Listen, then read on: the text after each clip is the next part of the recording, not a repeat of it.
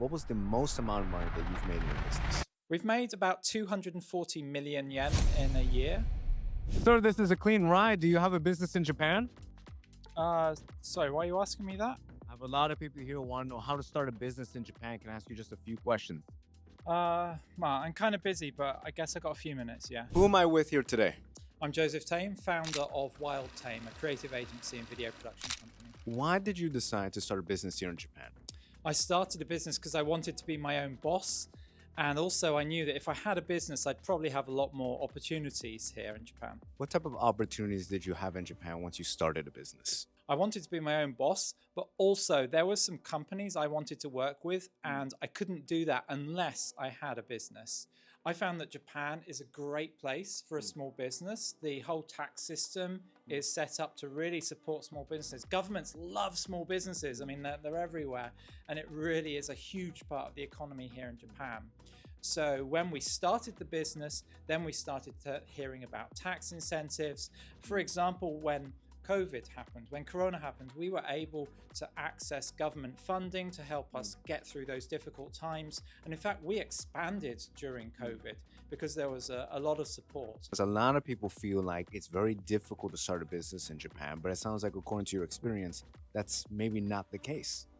I was really taken aback by how easy it was to start our business.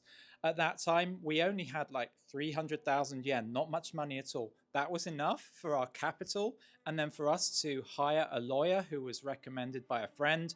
They set up the business for us. They took care of all the details. It was really easy. It took maybe about 3 months and it was done. There's a lot of people who say that when they start a business in Japan, there's a lot of hurdles. You have to have an employee, you have to have there's the visa issue. If you're a foreigner, there's challenges. Is there any truth to that? Anything that's worth doing in life, it's tough.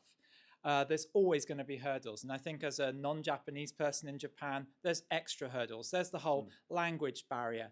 There's cultural ways of doing business that you just don't understand. There's systems of like hanko and all kinds of forms which make no sense. Even if you can read Japanese, they still make no sense. It seems like a pointless process. But the thing is, you just go through these processes, just follow the steps and you'll get there. It's totally doable.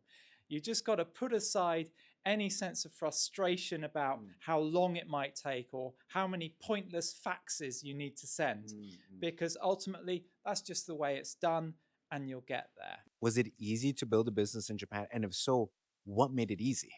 I wouldn't say it was easy to build a business in Japan. It's tough, but that's because it's tough to build a business anywhere in the world. You've got to put your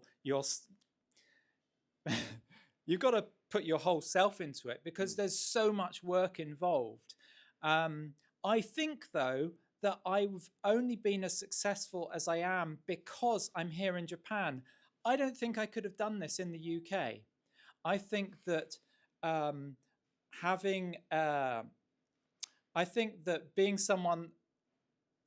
being a foreigner has been a huge advantage for me and my company because it gives us that global perspective, which companies here in Japan, which our customers are really looking for. That's something which the domestic competition, they just can't compete with.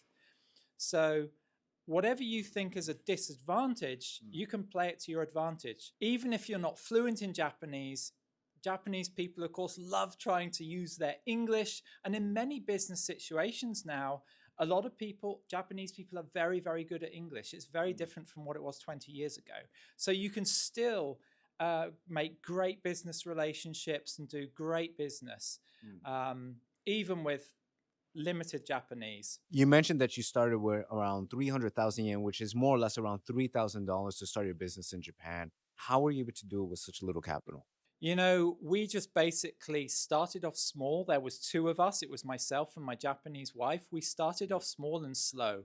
And then any money we made, we put it back into the business. And it took some years, but we gradually built up. And then we hired a friend. Then we hired a second friend. And then there was like 7 of us. And now there's 25 full-time employees plus our freelance network. So we just kept on putting the money back in. We never borrowed. We've never taken any investment. all of this is just money that's plowed back into the business from our work. There's a lot of people watching now who want to start business in Japan. They don't even know what business they want to start, though. What would you recommend to them? Follow your passion. That's what I did. I was just following my passion, which at that time was dressing up in crazy costumes and then using iPhones, which were brand new technology, to do live streaming. And by combining those things in this kind of performance art, people started asking me, "Hey, are you doing that for a business?" And I was like, "No, no, it's just for fun." And I was like, "Hang on, there's an opportunity here." So I think just follow your passion. You may not, you know what Steve Jobs said? He said, "You can't join the dots looking forwards. You can only join the dots if you look back." So it's only now I see that all the crazy performance art and all the social media stuff I was doing, it all led to that point of being able to build a successful business. There's a lot of people say follow your passion, but a lot of people also say don't follow your passion. It sounds like you're on the side of follow your passion. Why is that? I think if you follow your passion, it gives you the energy to get up and out of bed and be enthusiastic about what you're going to do every single day. Because if you're going to build a successful business, you got to have that passion. You got to keep going day after day after day. You know, I've been doing this now for 13, 14 years, and I'm still excited every single day about coming here to work. Because I just love what I do. I love working with our clients. They're such great people. We've got an amazing team. I just feel so fortunate to be working with great people. You're in the creative world here in Japan. The creative world is very challenging. How were you able to stand out in this market? I think for us, the multicultural aspect has been really key. So we've been able to stand out by not just having great designers on our team or animators or videographers, but it's the international perspective we bring. So Japan, on the one hand, has this kind of beautiful Zen aesthetic, beautiful design. And then on the other hand, you've got websites like Rakuten, where it's just covered in flashing GIFs and your eyes are bleeding and you don't know where to look. There's way too much information.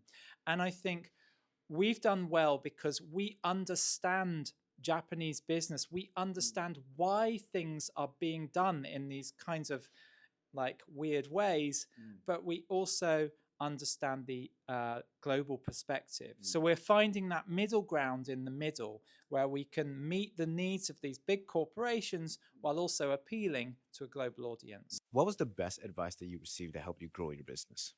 Always say yes. So over the years, we've had so many crazy requests, and usually things which we have limited experience with, but we have a core belief that we can do it. So a client will ask us, "Oh, could you do this for us?" Rather than just say, "No, that's not one of our core businesses right now," we'll say, "Yeah, we'll give it a go." And what we find is that generally that works out pretty well, and we become experts in those additional areas as well. So I'm very much a yes person, and I think that's really served us well. Do you think that's what separates you from the competition here in Japan domestically? That's probably one of the reasons why, because anyone who's been doing business here in Japan for some time will, of course, heard people say, "ちょっと難しい," which is basically, "Oh, that's a little bit difficult," and they suck the air in through their teeth. We don't, and that's basically saying, no, we're not going to do that. We tend to take the approach of when we get a request which is really difficult or somehow problematic, we just break it down and think, okay, there's bound to be a way that this can be done with a successful outcome for everyone. So let's figure it out. And I think my job as a business owner is essentially problem solving. It's what I do every day. What was the most amount of money that you've made in your business? We've made about 240 million yen in a year, which, yeah, we're pretty pleased with. We're a creative agency and a video production company. 40% of our revenue is in video production. The other 60% is in other creative assets, and that might be animation, it might be presentation design, it might be in print. We do a lot of social media. Social media is a big part of our business, managing multiple client accounts for that. So quite a big variety of stuff. So when you first started, how did you get your first few clients? Our first client came to us because we were doing some voluntary work for, it was TEDx Tokyo. This was way back in 2011 or 12 when TEDx wasn't a thing. TEDx Mm, Tokyo was an experimental first for TED, and we were just doing voluntary work on mm, that TEDx Tokyo project. I was doing live streaming, and through that, people started getting interested in what we were doing, mm. and we got our first client. What are the misconceptions that people have about starting a business here in Japan? I think there's a misconception that it's quite difficult, and maybe that's because of the language barrier and the cultural barrier. But if you understand the culture, if you understand some of the language, then to be honest, I wouldn't say it's difficult. It's hard work, but it's not difficult. So, what specifically is hard about starting a business here in Japan, at least in the beginning stages?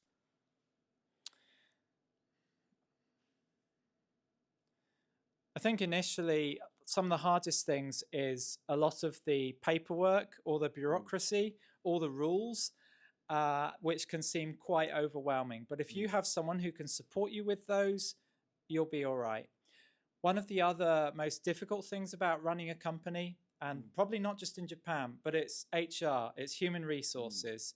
In Japan, the law is very, very much on the side of the employee. mm, So, as an employer, all the odds are kind of stacked against you. Everything mm, is in favor of the employee. So, you need to be really aware of employment law, especially when you're starting to hire staff on full time contracts. mm. You got to know the details. Otherwise, you can find yourself in some tricky situations. How are you able to navigate that? So we've been able to navigate these difficulties by having some great experts on hand. You know, we have our labor attorney, we have our Mm, accountants, and they provide us with so much advice and mm, information on mm, how we should be doing things. mm, Um, and we've learned so much from them. mm, At the end of the day, though, I didn't go to business school. I never worked in a creative agency before. I never studied anything to do with this business. mm. I just had a passion for video and for creating, and the rest of it we've learned on the fly.